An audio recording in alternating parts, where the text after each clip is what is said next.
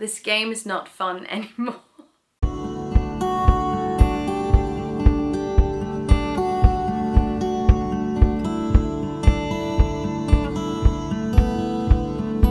Hello everybody and welcome back to my channel. My name is Gita Marie and I thought, why not react to some of your hot takes? My last video I talked about some of the unpopular opinions I have about plant-based eating, veganism, etc. I've been a vegan for 8-ish years, so I thought I had something to contribute with. And go watch that video if you're interested. Today I'm going to react to your hot takes when it comes to sustainability, green transition, etc. What are some of your more unpopular opinions? Let's get into it. Everyone washes their clothes too much, and I agree. We are terribly afraid of something being dirty, and it's to the point where we're also cleaning with bleach. I'm not into it. I'm not by any means a health freak when it comes to this kind of stuff. I'm not scared of germs or bacteria, etc.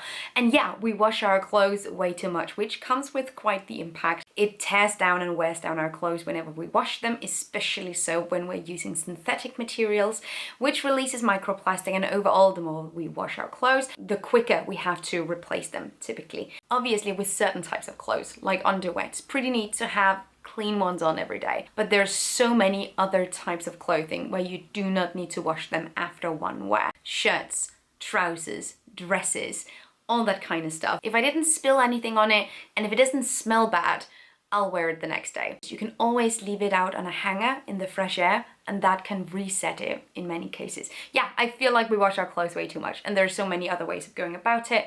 You can also put your clothes in the freezer if it just has a weird smell. So do that. Absolutely, 100% agree. And some people think it's gross. I think it's reasonable. Banning cars in bigger cities and making public transportation free is also very rational. That is a very rational way of thinking. I feel like often we see bigger cities trying to reduce the amount of parking spaces, making it more difficult for citizens to use their cars in the city. Tight traffic with many cars sort of intensify and worsen the air quality. But what sometimes doesn't happen is that they don't take all that effort and reapply it into making public transportation more available. Because we need that part as well. You can take cars out, but then you just have a bunch of angry citizens because they now can't move themselves around. So yeah, public transportation, I've been to so many places where it just is free. It's just free to use. Absolutely love that. Absolutely love that. I feel like that's very rational. That is a brilliant hot take. You for president, honestly. You can't say puppies and kittens are cute and then eat meat. I feel like we're very inconsistent in our empathy towards animals, and some animals are super cute and others we just take in all our feelings about them and put them into a box that we just don't open. How cute a baby lamb or a baby pig is, while they are intensely cute. We don't want to think about that too much. It's easier to eat them when you don't think about that. And that is frustrating to fight this urge every time I hear someone talk about a cute puppy or a cute kitten. Or honestly, if I know someone who talks about tiny little pigs or small lambs, just, do you eat bacon though? Can you see? That's kind of, I don't want to be annoying, but also that's true. I want to be annoying. I want to be annoying so bad. Maybe things don't need to be that convenient. Typically, I tend to agree. I'm gonna say something now, but for neurotypical able-bodied people, we don't need this level of convenience that is available to us today.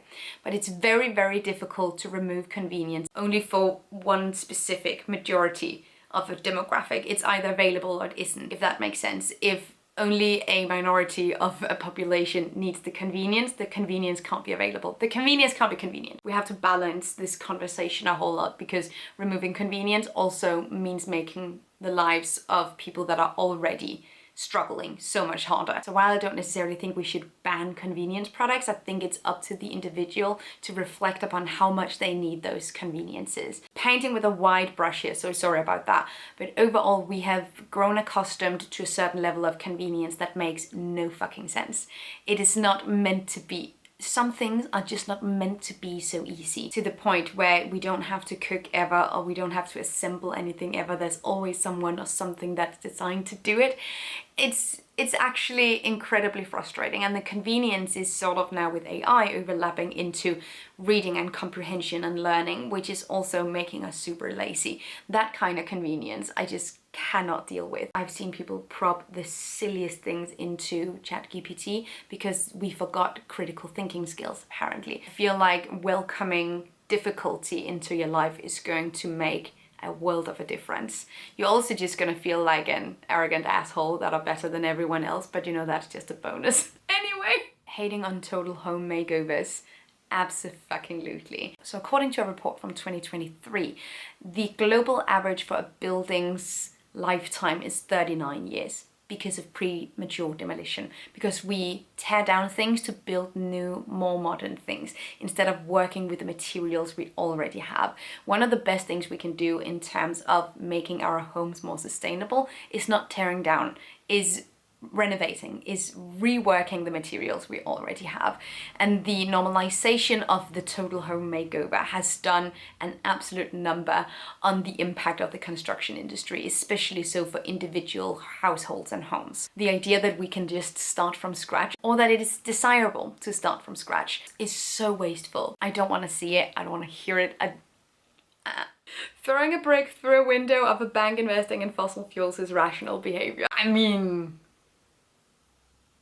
mean, they're the ones actively killing the planet, and most people don't even realize they're contributing to it just by having money in the bank, which is, let me hear you say it, fucked up. You don't need to keep every single container. No, this is slander. How dare you?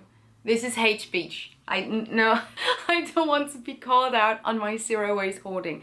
I have way too many containers. My partner is always commenting on the amount of containers that I have. I don't want to hear it, because they're all useful. This game is not fun anymore.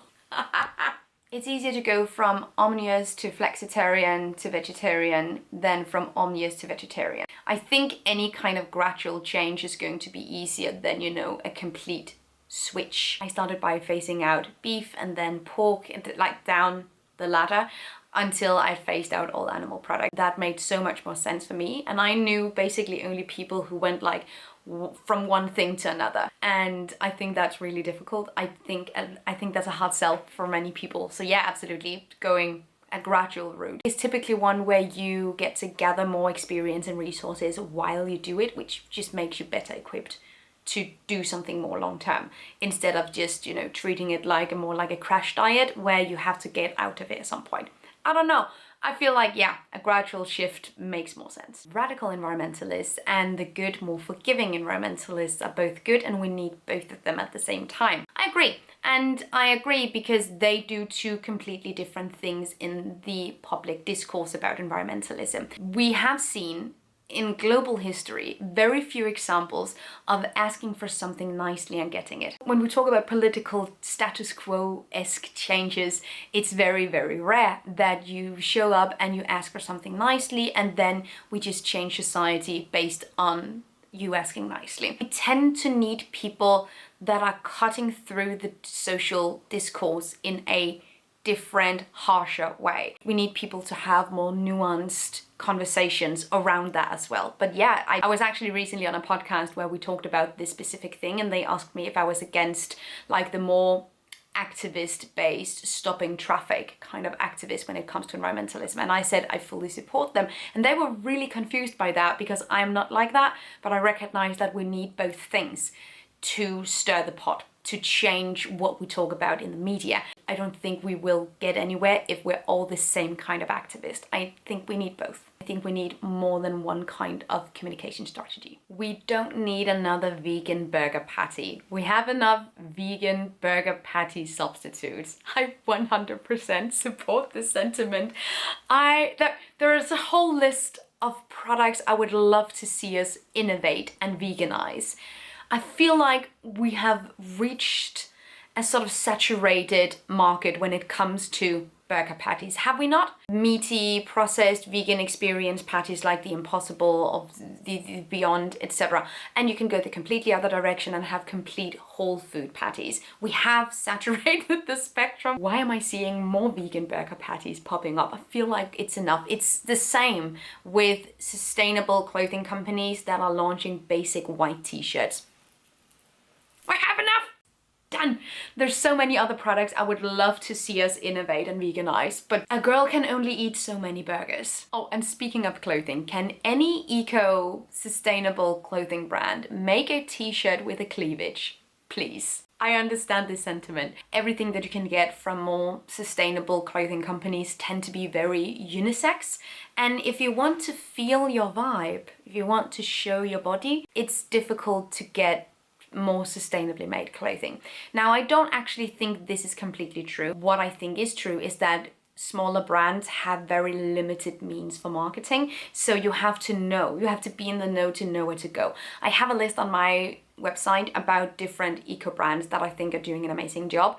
And I know some of them are also doing clothing that are more for the girls, which I applaud, which I think is fantastic. But yeah, a lot of the sustainable clothing, and if you see my quotation marks, just know that I know that sustainability in clothing is a little bit of a because a lot of the sustainability comes from how we use the clothing. If we overconsume sustainably made clothing, those are no longer sustainable. All these things are true. I hope you're with me.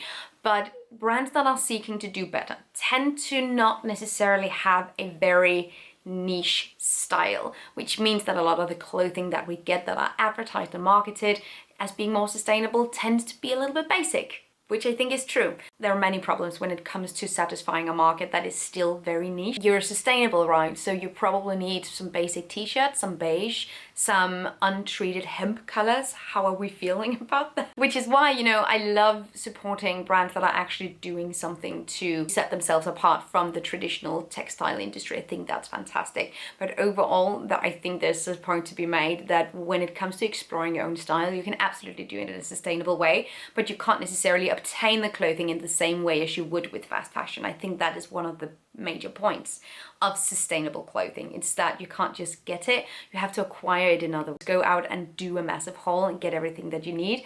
You have to collect over time, which means some things thrifted, some things DIY'd, and then there's the occasional sustainable brand. But I'll link some of my favorites down below if you want some inspiration on brands that are actually doing exactly what you're requesting here. And sometimes we have to sacrifice our own comfort. Yeah, I think we are looking into a future where our quality of life, speaking on a point on average experiences, that in the future our quality of life will change. Being able to prevent a lot of this from happening means that some of the things that we associate with comfort today that we will have to give up. It means the availability of resources and clothing and the kind of food that we eat, all these things. And yeah, I think willingly giving up some of that comfort in service of lowering your carbon footprint is a really good idea, because it is a part of it. Just like a part of the sustainable transition means that some really major companies will have to earn a lot less money if we are creating legislation based on protecting environment and consumers and not businesses. They will have to earn a lot less money and we will have to be less comfortable in certain scenarios. And I really like this. Charity shops are the worst in terms of overconsumption and changing our consumption patterns. I made a whole video about one of the most widespread myths of sustainable consumption, which is that just because something is secondhand means that it's sustainable, means that it's neutral of impact. However, what we can see is that while the popularity of secondhand, pre-loved, shopping in vintage stores, shopping in charity shops, using apps like Vinted, while that popularity is going up, so is regular fast fashion, because they're holding each other up, which is a massive problem. And it also boils down to this: sustainable consumption is not about where you're getting your stuff from, it is how you use your stuff. Something is not inherently sustainable if you don't use it in a sustainable way. So we have to limit our consumption. We have to buy less stuff, no matter where it comes from. And if you want to look at some of the reports that show this, I'll leave the video down below. But I think this is a nuance that's really, really handy to know, so we don't end up glorifying a certain way of consuming when we're actually still participating in the same pace which is the major problem, the pace with which we use products today. And I think that's everything for this video. If you have any hot takes, leave it in the comments down below and let's talk about this some more. And thank you so much for watching. I hope that you like this video. Have an amazing day and I will see you in my next video. Take really good care of yourself. Until then, bye.